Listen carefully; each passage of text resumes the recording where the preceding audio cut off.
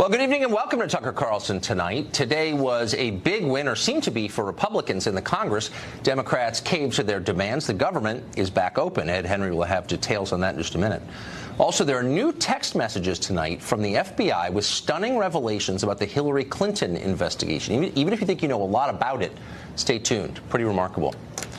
But first, for more than a year on this show, we've discussed our country's immigration policies. Pretty much every night, we've asked supporters of open borders, how can you justify this? Do American citizens benefit from these policies or not? We still don't know. Finally, from MSNBC comes an answer.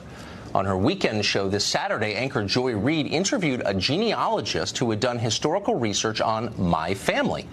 Apparently, one of my ancestors came to this country in 1860 from Switzerland. I didn't even know that until Reid's show aired because I have zero interest in the subject. That was more than 150 years ago. It is irrelevant to the decisions that I make as a father or a citizen or an employee of Fox News. It tells us precisely nothing about our modern immigration policy. America's economy has changed quite a bit since the Civil War. Yet, according to MSNBC, this fact is a conversation ender. A single 19th century Swiss relative means you are now required to support green cards for everyone who jumps the borders or overstays a visa in 2018. Boom! Case closed! As Reid's guest put it, people in genealogical glass houses shouldn't throw stones, meaning me. Well, as is so often the case, it's hard to know exactly whether this was meant as a legitimate point of debate or whether it was part of an elaborate parody. Monty Python does DACA. But there's absolutely no doubt about the sincerity of what came next. Here's Joy Reid's response. She wasn't joking at all. Watch.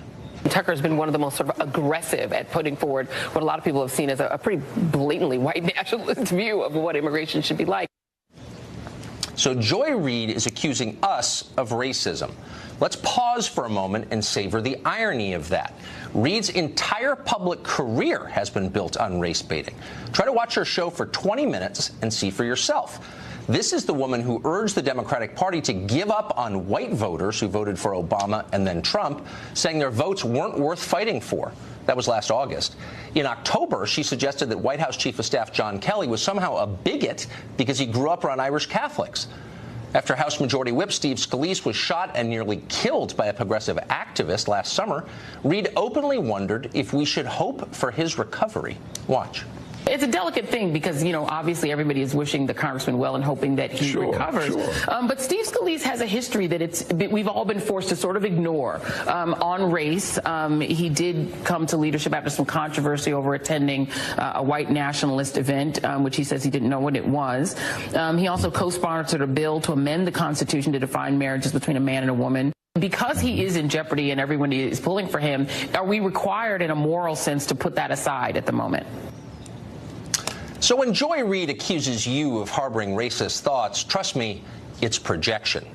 But it's also a political tactic. Reid can't explain why this country so badly needs to import millions of additional poor people. Nobody on the left can explain that because there's no real answer. So they attempt to short-circuit the conversation with slurs. That's a shame.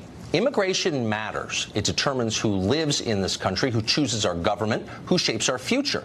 It's hard to think of a public policy topic more central to everything.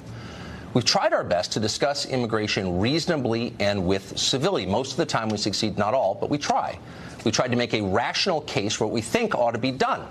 We'd like immigration policies that favor the American middle class over foreign countries, corporate elites, and lobbyists. We think that laws passed by our Congress ought to be respected and enforced, not mocked and ignored by our own leaders. We believe that America is an actual place, not just an abstract idea. It's a distinct country with its own history, language, tradition, values.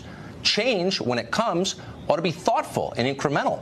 We owe that to the people who already live here, people of all colors and backgrounds. We're suspicious of efforts to remake our society wholesale, especially just so a small group of tastemakers can feel virtuous or have cheaper nannies. Any change is hard. Demographic change especially is hard. Let's stop lying about that. It always hurts the weak and economic.